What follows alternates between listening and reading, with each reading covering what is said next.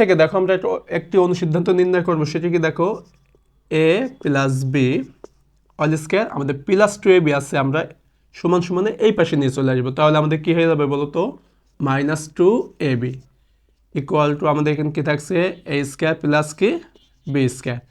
তো দেখো আমাদের কিন্তু একটা অনুসিদ্ধান্ত আছে a square plus B square equal to কি a plus B all square minus 2ab, এটা কিন্তু আমাদের একটি অনুসিদ্ধান্ত আছে। তো এইভাবেই কিন্তু আমরা খুব সহজে সূত্রগুলোর মাধ্যমে কিন্তু অনুসিদ্ধান্ত নির্ণয় করতে পারবো। তাহলে এটা দিয়ে আরেকটি অনুসিদ্ধান্ত নির্ণয় করতে পারবো। তাহলে এটা কি আছে আমাদের দেখো a minus B all square equal to a square minus 2ab plus B square.